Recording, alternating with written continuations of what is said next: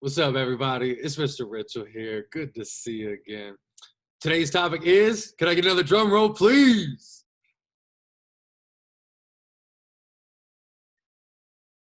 Giving credit to who said it. Citing textual evidence to support our analysis. So let's get right into it. Our objectives for today, we have two of them, like usual. Our content objective is to cite strong textual evidence to support analysis of what the text says. Now, when you think of that word cite, you can simply think of use. I will use. I will reference. I will refer to strong textual evidence to support analysis.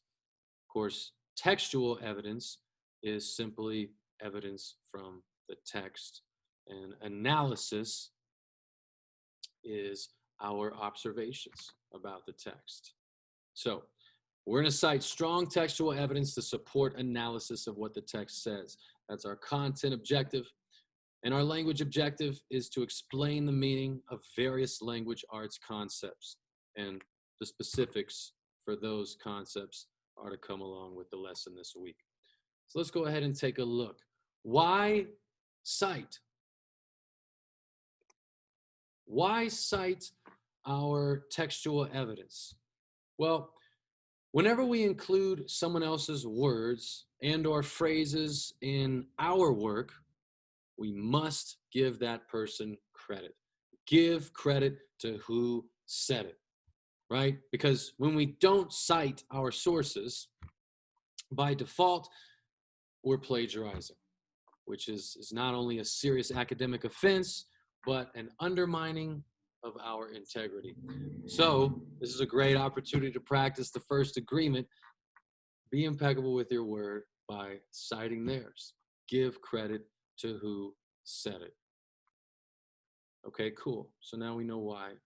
How do we do this? Well, let's take a look at this diagram or this visual aid that everybody can see on their screen. Another reason why we should cite evidence.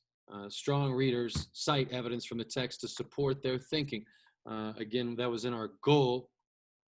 But whenever we are making a claim about something, we need to back it up with some sort of fact, factual evidence that shows that we're more credible. So a way to do that, it's very simple. Quoting the evidence word for word. When using other people's words, the author's own words, of course, we always want to include their words in quotation marks. Always. That automatically lets the reader know that these words and phrases are somebody else's. We're quoting somebody. In addition to those quotations, we want to include the source. Okay? Where did this come from? And finally, in that source, where, on what page number did this come from? So let's take a look at this paragraph. Okay, what I want you to do is read this paragraph now. Go.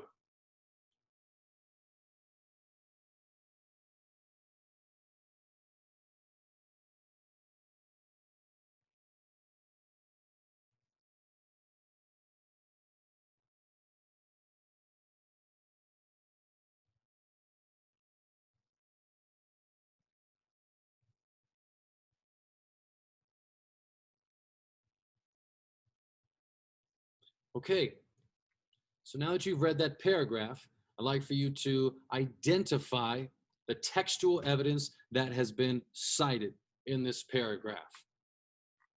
Take 5 seconds, go.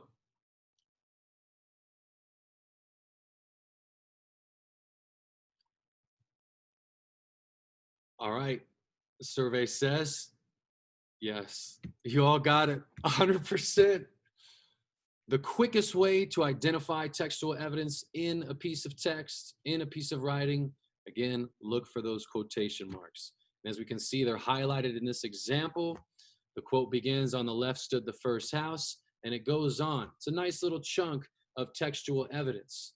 But because none of it was written by the person writing this paragraph. It is all in quotation marks. So if we go back to this criteria, they did include the quotation marks, but there's two more criteria for citing textual evidence. Source, page number. Let's take a look if they got it right, team. Okay, can you identify our source?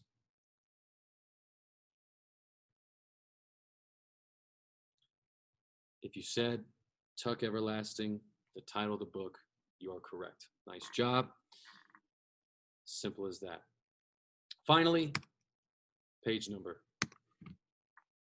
Where's that damn page number? And you could see page 6.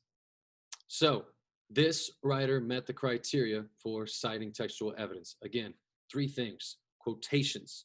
Number 1, source, Tuck Everlasting. Number 2, and page number, page 6. So somebody reading this paragraph, right, knows exactly where you found it in the source. Okay. Pretty straightforward, right? So let's take a look at this graphic as a whole. You can see it all come together here. Okay, this is what we just did. We looked at this and were able to identify the textual citation.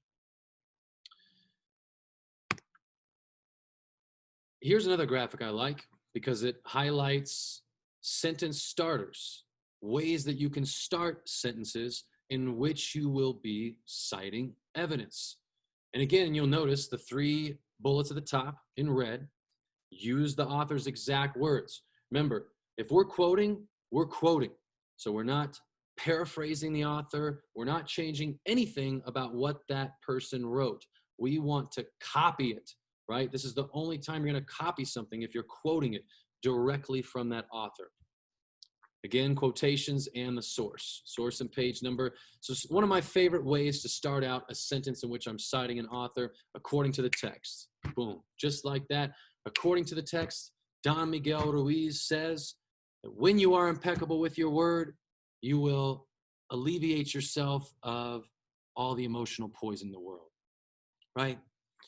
On page 6, Ruiz states, right? The author states, as the author mentioned on page 7. Notice how these all introduce either page number, sources, and then the quotation after the sentence started.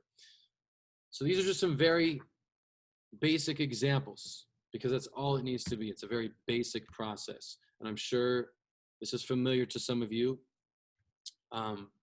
But the main lesson here today, team, is that we are giving credit to who said it, right? Give credit to who said it.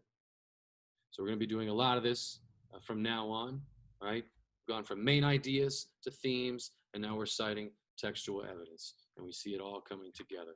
So give credit to who said it, and I'll see you in a minute. Take care. Thanks for watching.